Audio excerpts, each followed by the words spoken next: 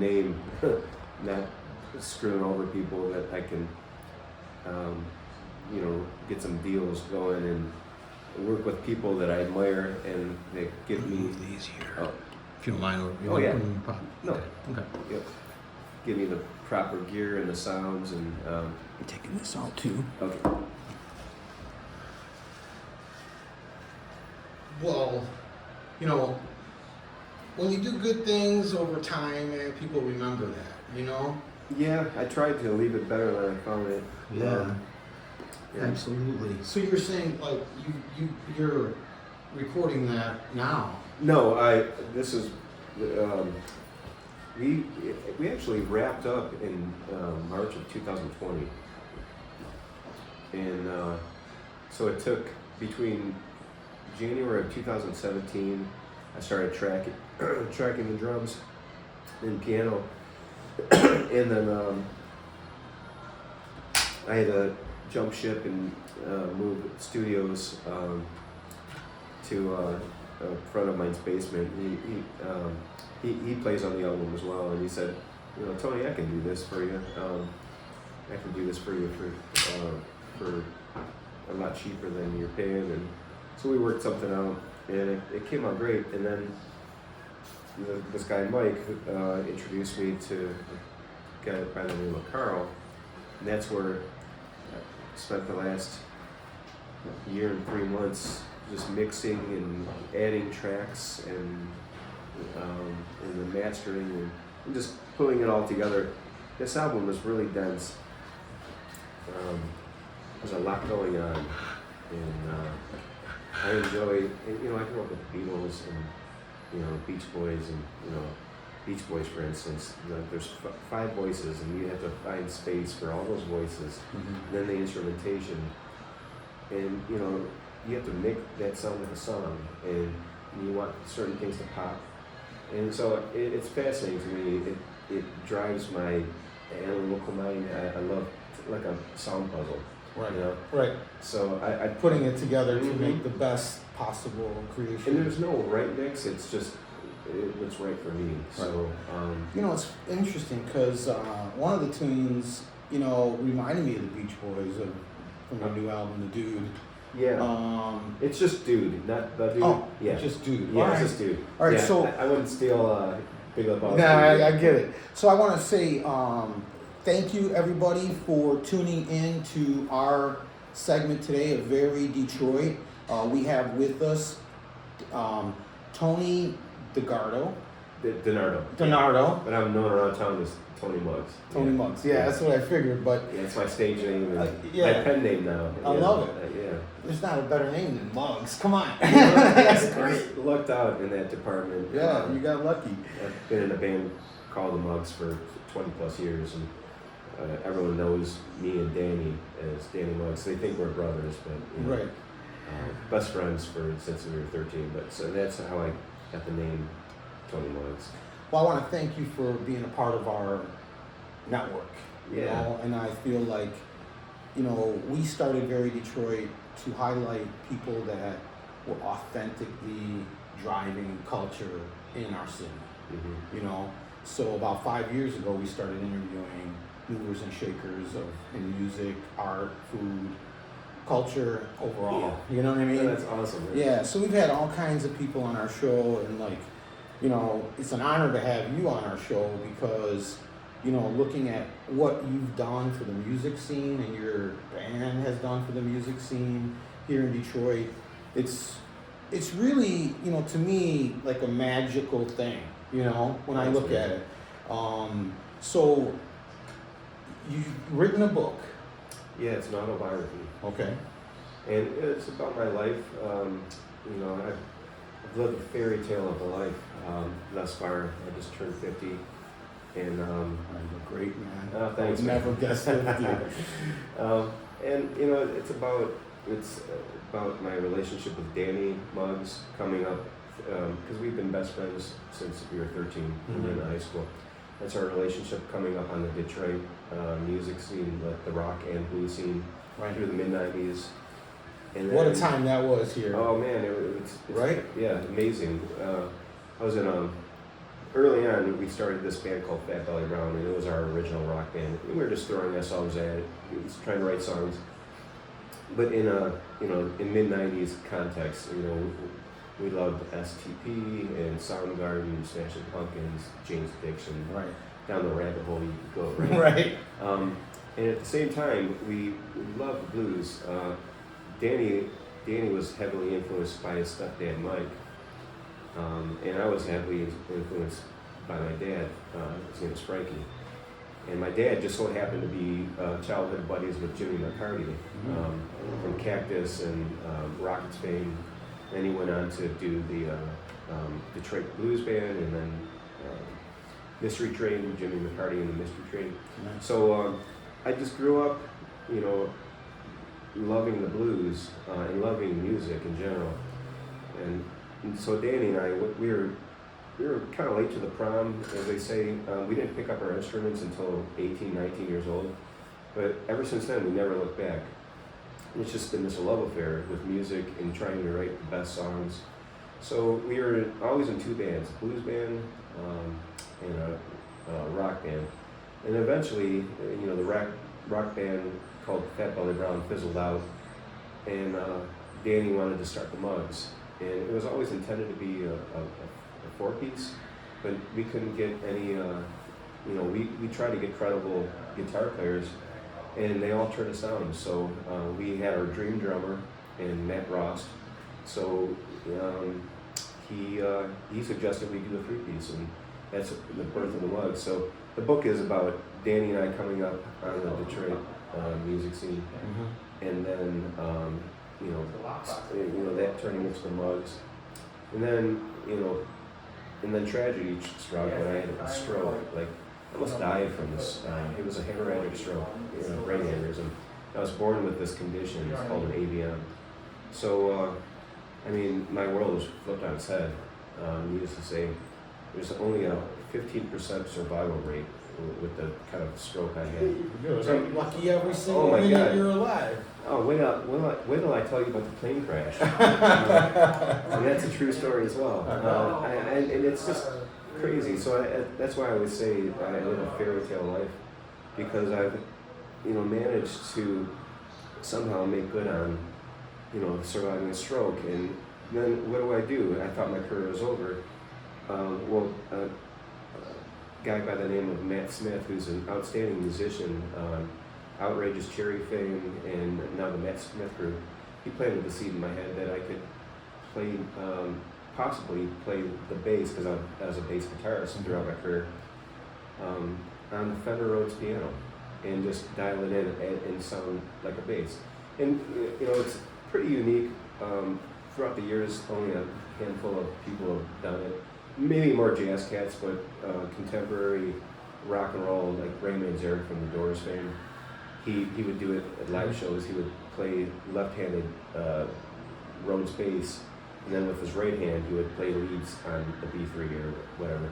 So it's been done before, and I never thought I could do that. But about a year and 3 months into my stroke, my hand wasn't recovering it at all. And I was making gains with my walking. I had to learn how to walk again and talk again. It's just, and I'm still in recovery. I see it as I'm still, rehab. Daily life is rehab, for me. I read pieces and parts. You guys have some publicity on you. And I read, your bandmates and everybody, supported you in your recovery. It was like a group effort, right? Yeah. It was. I give credit to Danny Muggs all the time, because the Muggs were like a buzz band at the time, and he could have gone on to replace me, Right. but instead he said, nope, there's no Muggs unless Tony gets better. So if and when, and it wasn't a given that I was going to get better, Right. So. Wow, what a friend, man. Oh, he saved my life in a large way, because he knew how much music meant to me, So, a year and 3 months passed, and, Matt Smith planted the seed, and so Danny was on tour with this awesome band called the Paybacks from Detroit, I remember Wendy that. Case. Yeah. and the boys, Johnny Hench, Mikey Hench, and Yeah. The henchman. yeah, oh yeah. Yeah. And so they were on tour. They actually toured the West Coast, and I remember going to see them when I was in California because I was doing this alternative rehab stint in California, visiting my dad, and I stayed there for 6 months. And I kind of wanted to ask permission, have his blessing, because this is a big deal. I always say you can't bullshit a three-piece either. So you either got to be on point, and I was going to commit myself to this or not do it. I'm a 110% guy, with whatever I do. So he said, go for it, and the rest is history. When I got back from California, the monks got back together in early August, and it was about 2 years to the day that we reformed with me on the Fender Rhodes piano as a bass, and we were the Mugs. And then from there, it was just like 2004, we played Daily in the Alley, and then we got signed to Time of Speech Records, which was a local Royal Oak record label. And then they folded because of financial. They couldn't. It's tough to be an indie. It's so tough. So we've been independent ever since, but 6 albums to our credit, and 6 tours of Europe, and we were on national television in 2007. I touch on all these things in the book, but because I'm a glutton for punishment, I am writing a second book. Oh. And the reason is this simple. I'm good friends with an author by the name of Josh Mallory, and he took some cursory interest in when I said I was writing a book, and he's like, well, okay. So one of the questions I asked Josh was, how long should a book be? Because I've never written a book. Right. And he said between 60 and 80,000 words. And I was already at 95,000 words, and I said, Josh, I'm not even halfway done with this. So I chopped it in half, and so the book starts off, introduction, prologue, and then chapter 1 is all about my childhood and why I'm obsessed with music. And then I get right into 2007 when the Mugs. Let's touch on that for a second, if you don't mind. Yeah. Not to interrupt you, but no, I can talk. So when did you start feeling that music in early childhood? Like when did you feel that drive? You know what? Not a drive to play necessarily, because it was never presented to me.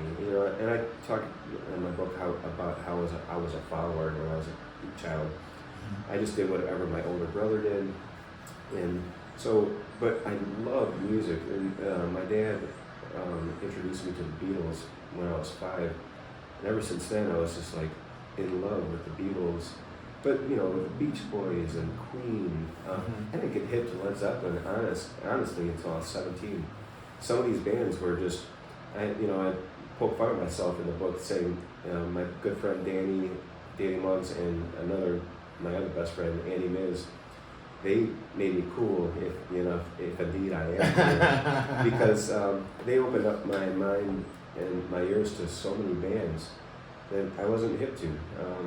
Because again, I just listened to whatever was on the radio at the time, and but I just remember I have all these wonderful memories of my brother and my best friend and I would walk home from school, and my mom and my best friend's mom would be in the kitchen drinking coffee and talking about their recently divorced lives, and we would put on a Queen album, The Game. Are you hip to Game? Yeah. And we would pick up tennis rackets, and act as if we were musicians. Right. That was the closest I ever came to. Then a piano in my grandma's basement. She would, ask us to go down there and fool around with it, just to get us out of her hair. Right. But other than that, it was just this. But I love the way music made me feel. Yeah, it was very palpable. Just a special feeling I got from it. And so then when I met Danny in high school, he was just so attractive. He was just the funnest dude to be around. And then he went to Michigan State, and I went to Oakland University, and he started picking up the guitar at Michigan State, and that's where, you know, again, the follower in me, I was like, wow, he makes that look so much fun. I want to do that. And so my dad bought me an acoustic guitar, and I started. And then, you know, that's a pretty late age to start, man, isn't it? Yeah, I'm envious of, you know, my friends who picked up a horn, like, you know, the saxophone or the cello, or, you know, just any instrument at a young age, because there are bands that are contemporary right now doing extraordinary things at 18, 19 years old. Yeah. And here we were, man, dude, we suck. But everyone starts somewhere, right? Sure. Absolutely. And, you know, God, if we didn't have guts and LSD and marijuana on our side, and right. And just thinking we're cool and thinking we could change the world naively, but yeah, all the same. Mm-hmm. You know.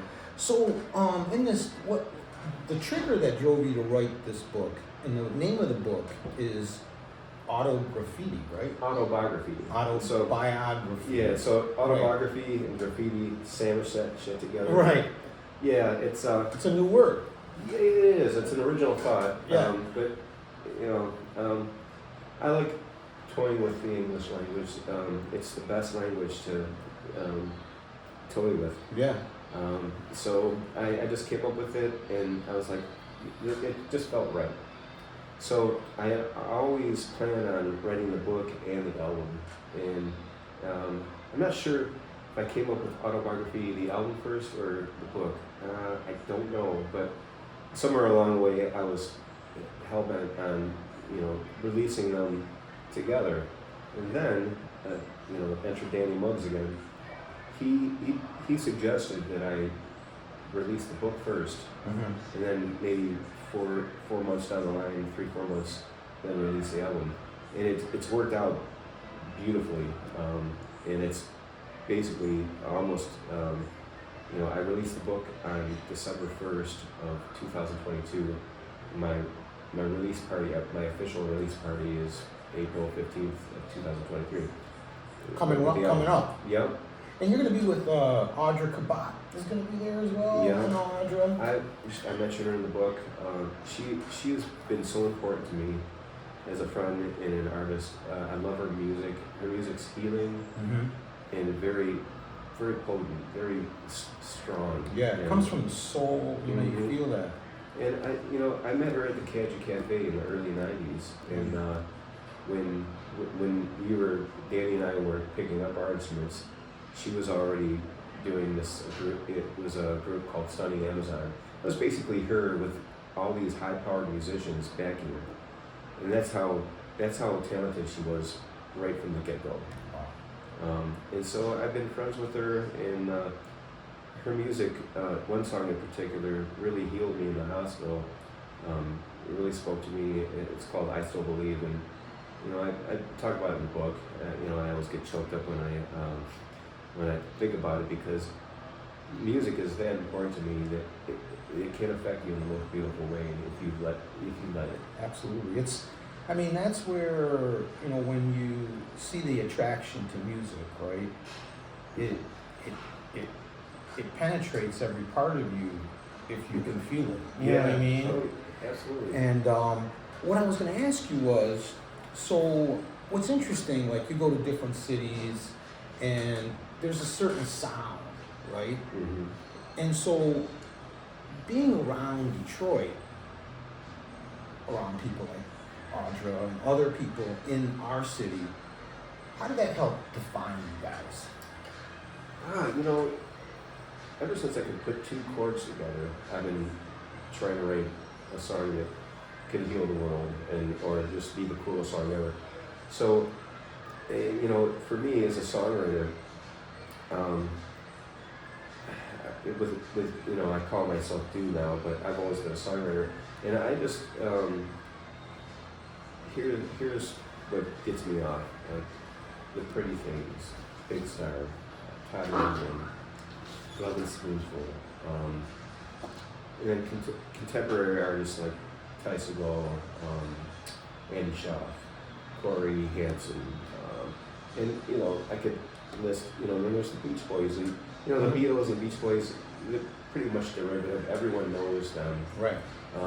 But I love the Who, and so I don't try to box myself into writing one specific way. So for instance, on this new album, there's 2 ballads. There's a country western song, and then there's eight songs that are more up in tempo. But one's a rocker, one's kind of like what I would describe as an 80s, danceable song. Right. It's all over the map. Yeah. The opening song is entitled Big Star, and that's an homage to the band Big Star. So, I can't. What a variety! Like your first album was pretty hard, straight rock. Well, that was that's the Mugs. Mugs. Yeah. So, Danny Muggs is the main songwriter of the Mugs. So, I've always if we're comparing the Mugs to Led Zeppelin, then we're comparing Dude maybe to Beach Boys or the Beatles, or Todd Rundgren, or it's rock, but it's more melodic rock and it's softer, and I love harmonies. So yeah, you're absolutely right. The Mugs, I mean, right out the gate, we were just bludgeoning you over the head and dragging you to our cave. Yeah. And I couldn't in my wildest dreams write a song like Danny. He's just that brilliant a songwriter. So, but I have my own voice, and so my first album, my first Dude album, was released in 2012, and it's called Kid Gloves. And that was before I realized that I wanted to do a live band. So it was not singer-songwriter, but more introspective songs. So this new album, Autobiography, is kind of like a celebration of being in a rock band, or the closest thing I can do to being in a rock band. But it's also like a classic rock album to me. Mm-hmm. So I'm interested to see how it's gonna go over. I sent it out. I uploaded it to all the streaming services early because, quite frankly, no one cares what I do. I'm just I had 13 followers on Spotify, so no one's paying attention, and I get it. So I started sending it a private message on Instagram, for instance, to all my friends, and all my friends that are musicians were really warm to it. So I don't know. We're gonna see on the 15th how we can pull this off live. I mean, look, the way I see it is every time we put something down and put it out there, it's a representation of how we feel, who we are, and that's beautiful, man. Like, when you're creating your own stuff, and and it's not going to be for everybody, and right? I don't want it to be for everybody. Right. If I can trip over success and there's a song for everyone, or it gets them to the mainstream somehow, I'll take it. But as an artist, you have to write for yourself, and you have to satiate yourself first, and then everything is auxiliary. And like I said, if fame comes my way, or like fortune, or just popularity, I'll take it. But I mean, there are so many talented musicians and artists in Detroit. I just want to be part of the conversation. I don't need the spotlight on me, but to to be recognized, that's good enough. And touring is fun if I can afford that. Right. In this day and age, it's almost impossible, but anything can happen. You know what I mean? Like, out of one thing, many things could occur, right? Mm. So you were creating the band Dude alongside the Mugs. Well, that was just my pet project. Okay. So the Mugs' career, basically from 2003 until just last September, we played our last show for a while. and you know, it was perfect timing. Danny said, "Well, you have all these things coming with, dude. Let's just take a break." And so far, that's worked. So, I mean, we've only been at this for 20 years, Right. consistently, Right. cranking out 6 albums in 20 years. I mean, And I want to just mention some successes, man. I mean, you guys Oh. got so many awards out of all these. I Absolutely. mean, like, I want to acknowledge that. It's Thank you. amazing, man. Thank you. I mean, you know, L'Oreal, I was reading. I mean, you guys had your songs on different commercials. People Yeah. wanted your music. yeah, and that, you know, again, I point the finger at Danny Muggs. I mean, what a great songwriter, and not only a great songwriter, but you know, great melody maker, and that's all on him. I could guide him in certain ways, and you know, arrange certain things and suggest certain things, but that's all him, and that's us, you know, because Danny and I are the Muggs. There's been, you know, three drummers since, but it's just I never get sick of when somebody says, "Hey, Muggs." Right. That's great. Right. You know, if that's all it ever is from now on, I feel like I've made my bones in the city. Absolutely. But there's always more. You know. That's life, and you know, we always are evolving, right, or devolving. Yeah. Right? I mean, you're either evolving or devolving in a lot of ways, man. Yeah. And so I think, you know, what you're creating for yourself is your next place of where you're taking yourself and your music and your mind. You know, I've always been a late bloomer, admittedly, and I don't feel 50. You shouldn't, don't look it, man. You look great. Thanks, Yeah. man. And you know, God knows I've got my ass kicked good and proper. However, I feel like this is my time to say something with this book and this album. I'm throwing the kitchen sink at the book cover is wonderful. A good friend of mine, C.J. Carpenter, designed the book cover and helped me. I saw it on the advertisement Yeah. in social media. Yeah. It looked cool. Yeah, it's great. And then I wanted, you know, I'm doing vinyl and CDs and downloads, but I wanted the vinyl to be just as grand. So it's a gatefold, and it's just beautiful. And there's a 12-inch with the colored sleeve and lyrics on the sleeve. And Nice. Then there's a bonus 7-inch A-side, B-side, same deal, colored sleeve, lyrics, and then a bonus poster. Cool. So I just felt like whatever I can do for this, because I mean, this is my mission statement right here. This is me coming out and saying, I'm dude, I'm a good songwriter, and hopefully you feel the same way. I've already got my 3rd and 4th albums written. I'm gonna, as soon as this party's over, this album release party's over, I'm gonna start tracking my 3rd album, and you know, I'll just keep going. I don't feel like I'll ever run out of songs, because it's just life to me. Right. Like, I'm always gonna have a tune in my head, and I just feel finally, you know, A I hook, feel a hook confident. always comes up to you. Yeah, you know, I can imagine anything these days, and partly because of my disability, you know, I can't pick up an acoustic guitar whenever I want and just start playing. So I forced myself creatively to, you know, I always sit down on the Fender Rhodes as a bass and start working something out, and then automatically I start plugging in, okay, acoustic guitar, electric guitar, horns, piano, just whatever it is, I can imagine it. And so, you know, it's,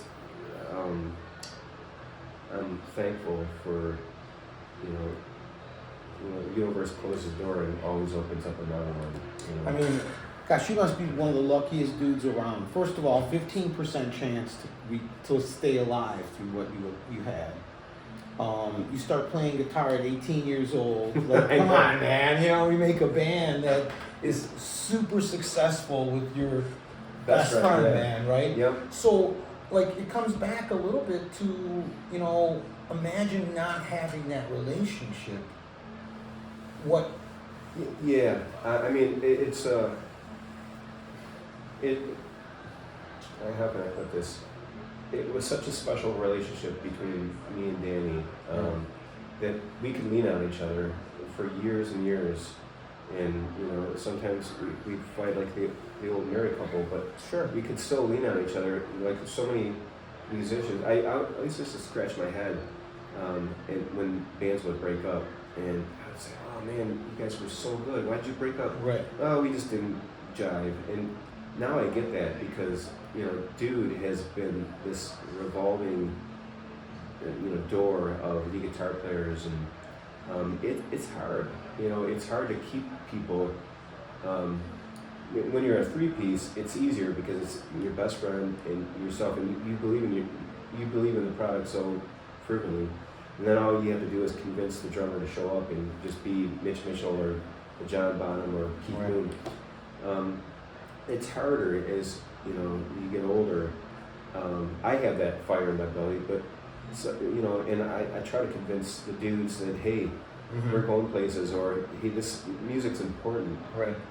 Just at face value, it's important, but not everyone's, you know, has that drive that I have, and I know it's my problem. I have a problem when it comes to, you know, I would say, a stick up my ass is a stick up its ass. Right. That's how driven I am, and a lot of that's perspective. When you're lying, dying in a hospital bed, completely paralyzed, I had a conversation with myself, and I said, if I can get out of this situation, I'll live life to the fullest. And so I'm making good on that promise. Nice. Yeah. And I tell you, like, when you look at all the stuff that you went through and having all the successes after your stroke, right? I mean, like, that was after your stroke. You produced 6 albums. You know what? It's crazy. Yeah, it gives hope for any musician, right? Right. Because I'll tell, you know, I'm in several bands right now, and they're all pretty much younger than me now. And I said, well, I was having a conversation with this band called the Golden Fools that I'm in, and my good friend Peter Geloso, and I just said, let me give you some context. I didn't start back with the Mugs until I was like 30 years old, and I didn't really do anything until I was 33. So that's me starting my career as a musician at 33. So don't worry about, you just throw yourself at what you love. Yeah, and let the and did we get lucky? Yeah, we got lucky, but we are also driven. I was in the position of, you know, I had 2 things in front of me early on. I had music and rehab, and I took them both seriously. And one of the things I did when Time and Speech Records folded, I took it upon myself to manage the band, and so I got us involved in BMI and you know, every revenue stream I could find, I was tapping into and setting us up. Now success is not a given, but if we have success, then those streams will start trickling in. And so that's how it happened. And I just figured, shame on, you know, like everyone's always complaining, why aren't we bigger? Like here I am just sitting on my hands. So I was on the internet every day, obsessed, like 3-4 hours a day, just, you know, stuffing the Mugs in the cracks of the internet that I could find, and saying, here we are, we're guaranteed not to suck. Right. You know? Right. We're just as good as any band. And right. You know, in 2007, we had an opportunity to open up for, 2006. It was October 2006. We had an opportunity to open up for Robin Trower at the Royal Oak Music Theater. And we went up for 45 minutes, and we got a standing ovation. It was a sold-out crowd, 1,700 people. And then there, I knew we could hang with anyone in the world. Right. And you know, we've done some marvelous things, and could we have done more? Always, because I'm always pushing. But at some point, you just gotta let it breathe, and Right. you know. But I'm very proud of what the Mugs have accomplished in the last 20 years. Well, I'm interested to see where you take your career next, and I want to make sure that anyone listening is going to know where to find your book. Okay. Where could they find it? You can find it through Amazon. Okay. And it's one-stop shopping. TonyMugs.com, TonyMuggs.com. There's at the top of the homepage. There's a link to Amazon, and you can buy that in paperback or hardcover, Okay. or if you're a PDF, like a Kindle or a tablet guy or gal, you can buy the PDF from me, and it comes with a bonus digital poster of the album art, or the book cover art. Okay. Or, you know, I'm doing local readings about every other month. Started December 17th of last year. I had my first reading at Cancha Cafe. Nice. Then in February 15th, I think, it was Book City right down the road. Yep. Here in Hamtramck. And I'm doing my third reading at this place called Edo Ramen House in Royal Oak. My friend Joelle, she books acoustic bands and interesting artists. So I think Jimmy Doon, who is another, he's an actor and author, he's doing something in May. So yeah, That'd be and you cool. can buy my books from me. I sell them at my readings. Okay, great. I'll sign it for you. How exciting, man! You got Oh, a whole new. It's great. I'm an author. Right. Congratulations. I want to say thank you for taking some time today to sit down with us. And, if there's anybody that's very Detroit, thank you, man. You Thank guys you have so done much. such a great job and promoting all of what I feel like Detroit's about. Not only the rock, the blues, but also now what you're going forward to. Yeah. And the relationships, man, that we've talked about are so special in Detroit, I think, more so than other cities. I believe that. Yeah. Can I just plug the album release party for please. June is Saturday, April 15th. Doors open at 7. It's at Magic Stick downtown. Beautiful place. Doors are at 7. Audra is on at 8, and then U20 Saints are on, following them, Hand Grenades, and then Dude. Nice. We're going to do, I have a special, some of the artists or some of the musicians that actually recorded with me on Autobiography are going to be there. I love the concept that I told you this album is very dense. So there's a lot going on, harmonies and guitar harmonies, and so I wanted to present that, just a one-time deal, kind of have the George Harrison waltz sound. Yeah. So it's going to be a special show, because otherwise we're just a rock band, a power pop band, and we're a 5-piece normally. Mhm. So this is going to be, tons of harmonies and tons of extra people Exciting. plugging in the holes and making it as interesting as possible. Yeah, and we'll share that on our Facebook channel and some other social media. So it's April 15th at the Magic Stick at 7 p.m. Yep. And we'll share that. We shared it already once, but as it comes up, tickets we'll are share on them. sale right now for $12, and at the day of is $15 at the door. Okay, So, cool. Reasonably priced. I can't wait to see what you do next, Tony Thanks, man. Muggs, man. Yeah, you rock. Thanks for tuning in to Very Detroit. All right. Let's see how much time that was. 37 minutes. Which Oh, is that's perfect. right on. Sweet. Did you feel like we covered? Yeah, we covered everything. All right, good, man. Because